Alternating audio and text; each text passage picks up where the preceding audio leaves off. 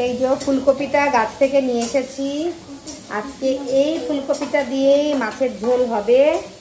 4 piece হয়েছে। যারা যারা বলেছিলে ফুলকপিটা, যখন আমি ফটো পোস্ট করেছিলাম, যারা যারা বলেছিলে ফুলকপি খাবো, তারা তারা চলে আসো। এই যে গাছের টমেটো, এই যে গাছের কপি প্রথমে একটু ভাপিয়ে নিচ্ছি, তারপরে মাছের ঝোলে দেব। মাছগুলো ভেজে তুলে নেওয়া হয়েছে। এটা রুই মাছ, এটা দিয়ে আজকে ফুলকপির ঝোল হবে।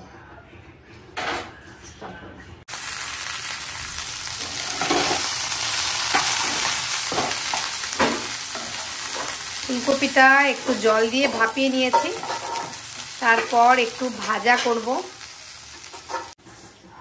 আজকে যেহেতু আমার ব্রাইড আছে, তার জন্য আবার রেডিও হচ্ছি, এবং এদিকে আবার কুকিং। কড়াতে আমি সাদা জিরে ফোড়ন দিয়ে দিলাম। সাদা জিরে দেওয়ার পরে ঘষে দিয়ে দিলাম।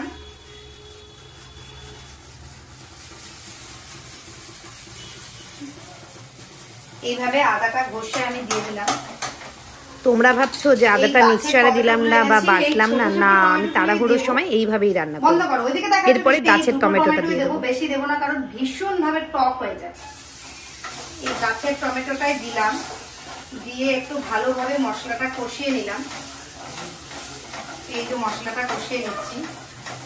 কষিয়ে নিয়ে আমি ফুলকপি, আলু আর সজনা ডাঁটা 3টে একসাথে দিয়ে দিলাম, দিয়ে মশলাটা কষাচ্ছি। পাতলা মাছের ঝোল হচ্ছে, যেখানে এবার আমি একে একে মাছগুলো ছেড়ে দেব। গাছের কপি যার স্বাদই আলাদা। এই ফার্স্ট টাইম আমি আমার গাছে ফুলকপি হলো, এর আগে কখনো ট্রাই করিনি। আগাগোড়াই গাছের ভীষণ শখ ছিল, কিন্তু জায়গার বড় অভাব, তো এইবার ছাদেই ট্রাই করেছি।